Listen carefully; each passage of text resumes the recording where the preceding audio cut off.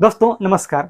अगर आपने 2024 में रेलवे ग्रुप डी का फॉर्म भरा होगा तो आप जानते होंगे कि अभी तक इसकी परीक्षा नहीं हुई है, जबकि फॉर्म भरे हुए लगभग 1 साल कंप्लीट होने वाला है।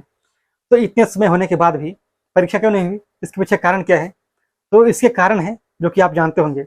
जिनको पता है उन्हें बहुत बहुत बधाई, जिनको नहीं पता है उन्हें यहाँ पर मैं बताऊंगा, और साथ में भी बताऊंगा कि आपकी परीक्षा कब तक हो सकती है, इसकी संभावना क्या बन रही है। आपने यूट्यूब में बहुत सारे वीडियो देखा होगा जिसका थंबनेल बना हुआ है कि आ गई बहुत बड़ी खुशखबरी 10th वाले के पक्ष में, आईटीआई के पक्ष में, अब आपका एग्जाम बहुत जल्द होगा। लेकिन क्या ऐसा है, इसके बारे में यहाँ पर हम लोग चर्चा कर लेंगे। सबसे पहले यहाँ पर आप ये समझिए, जो ग्रुप डी की वैकेंसी आती है रेलवे की, ये 10th पास के लिए होती है। यानी कि जो लोग 10th पास कर चुके होते हैं और जिनकी उम्र 18 वर्ष हो जाती है, वे इसके लिए एलिजिबल होते हैं। लेकिन जब पिछली बार वैकेंसी आई थी उसमें रेलवे ने कहा था कि जब अगली बार वैकेंसी आएगी तो हम क्या करेंगे, हम केवल आईटीआई वालों को मौका देंगे। यानी कि जो लोग 10th पास रहेंगे उन्हें मौका नहीं मिलेगा।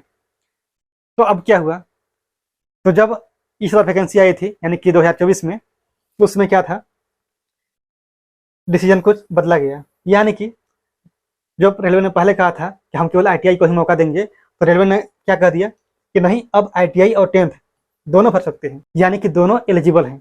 इससे हमें कोई आपत्ति नहीं है, रेलवे का कहना है। लेकिन जो लोग आईटीआई किए थे उन्हें यहाँ पर अच्छा नहीं लगा। क्यों? क्योंकि 2 साल कम से कम लगते हैं भाई आईटीआई करने के लिए। वैसे आप 1 साल में भी कर सकते हो, लेकिन आप मान के चलिए कि 2 साल टाइम वेस्ट हुआ।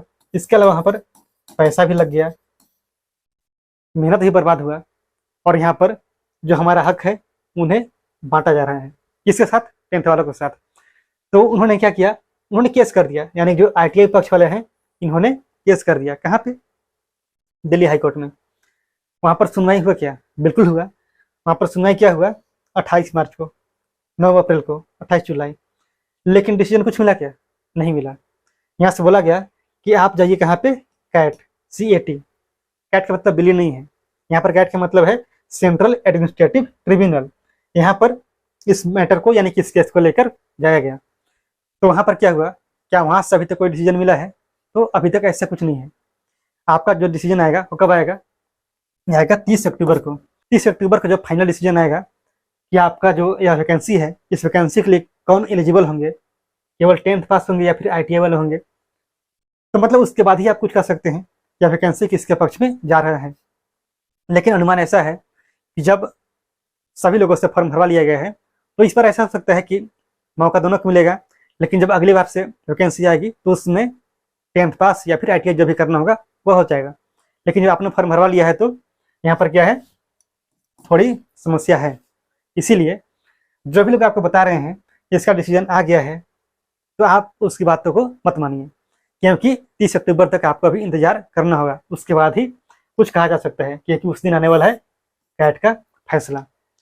आपके समझ में आया होगा। तो मान लीजिए कि अगर 30 अक्टूबर को इसका फाइनल डिसीजन आता है तो एग्जाम कब होगा? तो देखिए, अगर डिसीजन आता है लास्ट अक्टूबर में, तो आप मान के चलिए कि आपका एग्जाम नवंबर में होने का कोई भी चांस ऐसे बनता नहीं है।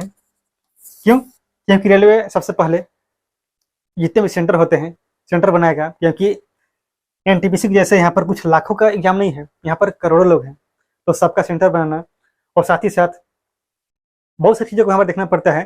तो 1 महीना तो ऐसे ही टाइम वेस्ट हो जाएगा, इसमें कोई डाउट नहीं है। तो आपका एग्जाम कम से कम दिसंबर तक जाएगा। अगर डिसीजन आता है तो, और नहीं आया उसमें भी कुछ समस्याएं रह गई, तो समझिए कि आपका एग्जाम 2025 में नहीं होगा, 2026 में ही होगा। इस बात से हम सहमत हैं और आप भी सहमत हो जाइए, क्योंकि यह बहुत बड़ी बात नहीं है रेलवे के लिए, क्योंकि रेलवे तारीख पर तारीख देते रहता है और किसी भी एग्जाम को पोस्टपोन करने में माहिर है। तो अगर आप इससे सहमत हैं, शेयर भी कीजिएगा और चैनल को सब्सक्राइब भी कीजिएगा, क्योंकि जब डिसीजन आएगा तो आपको जानकारी सबसे पहले यहाँ पर मिल जाएगी।